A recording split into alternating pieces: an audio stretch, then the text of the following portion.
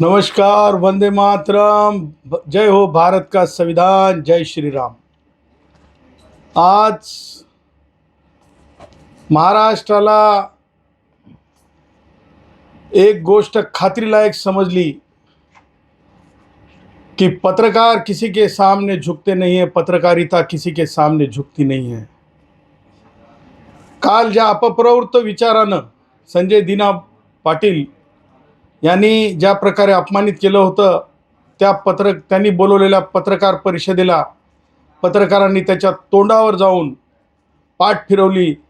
हे खरोखर मला असं वाटतंय की हीच ताठर मानेची आणि ताठर कन्याची पत्रकारिता जी आहे। माननीय बाळशास्त्री जांभेकर, माननीय भारतरत्न डॉक्टर बाबासाहेब आंबेडकर आणि बाळ गंगाधर टिळक माननीय यांच्या विचाराची हीच ती खरी पत्रकारिता आहे।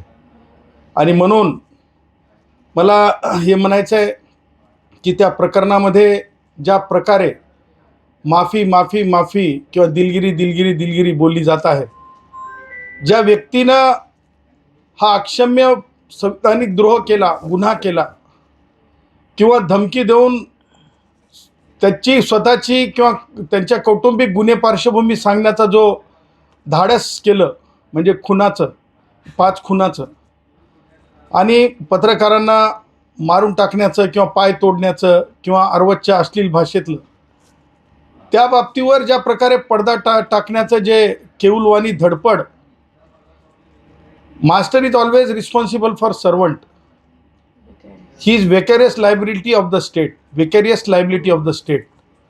मला हे म्हणायचं आहे की उपमुख्यमंत्री एकनाथजी शिंदे साहेब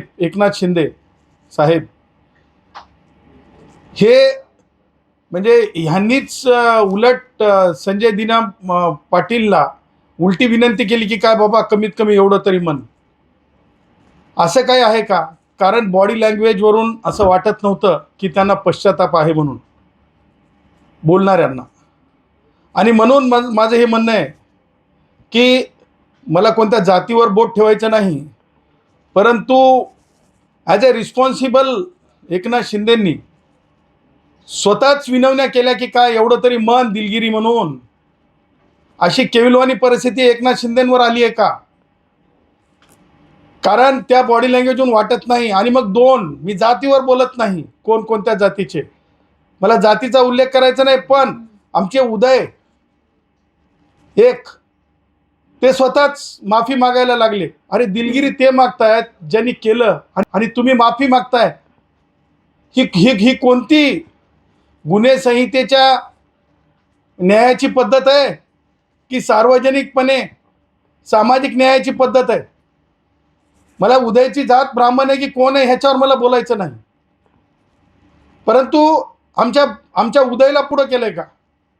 त्यानंतर उदय माझे मित्र आहेत, कौटुंबिक मित्र आहेत, सन्माननीय उदय सामंत असे घ्या, म्हणजे कारण ते लागताना बरेच वेळ दुसऱ्यांच्या काळ झाला लागेल। आता दुसरे ते छत्रपती संभाजीनगरचे काय नाव, संजय शिरसाट, सन्माननीय मंत्री, ते माफी मागायला लागलेत। मला त्यांच्याही जातीबद्दल म्हणायचं नाही, ते शेड्यूल कास्ट आहेत। माझं म्हणणं हे आहे की एक ब्राह्मण आणि एक शेड्यूल कास्ट माणूस ह्यांच्याकरता माफीला सोडला का? ह्यांनी स्वतः माफी म्हणले का? दिलगिरी आणि माफी हे 2 वेगवेगळे शब्द आहेत। मला वाटलं होतं राज ठाकरे आज काहीतरी डॅशिंग बोलतील, परंतु राज ठाकरे नाव न घेता बोलले।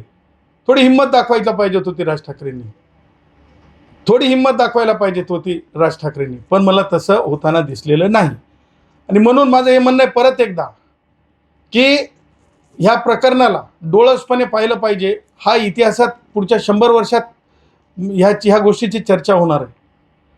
मोठ्या माध्यमातले पत्रकार किंवा व्यक्ती स्वातंत्र्य असलेले डिजिटल मीडियाचे पत्रकार किंवा ज्याला म्हणतो आपण व्यक्ती स्वातंत्र्याच्या आधारे म्हणजे स्वतः जर्नलिझम, पर्सनल जर्नलिझम करणारे पत्रकार, म्हणजे स्वतःहून जर्नलिझम करणारे पत्रकार, ह्या सगळ्या गोष्टीच्या बाबतीमध्ये हा अपमान लागू पडणार आहे। तेव्हा किमान पत्रकारांनी या प्रकरणात धाडस दाखवावं। एक कॉग्निजेबल असो की नॉन कॉग्निजेबल असो, एक गुन्हा दाखल होणं आवश्यक आहे. कारण पत्रकारितेच्या इतिहासामध्ये त्या काळ्या कुट्टकालच्या घटनेच्या नंतर पत्रकारांनी केवळ निषेधापुरतं मर्यादित न राहता पूर्ण कारवाई करायला लावली. आणि जर आपण पत्रकारांसाठी सुरक्षेचा कायदा आणा जेव्हा म्हणतो, तेव्हा मला असं वाटतं की अगोदर हे देखील महत्त्वाचं आहे की आपण सुरक्षेचा कायदा आणत असताना नुसता कायदा आणून चालत नाही, तर त्यावेळेस आपण निर्भीडपणे, बिनधास्तपणे, रोखठोकपणे, डंके की चोट पे आपण आपल्या भूमिकेसाठी आणि आपल्यावर झालेल्या अन्यायासाठी, आपण इतरांच्या अन्यायासाठी वाचा फोडतो, तसं किमान गुन्हा दाखल होईपर्यंत पाठपुरावा केला पाहिजे. आणि त्या पाठपुराव्यासाठी आम्ही परत त्यांच्यासोबत राहू.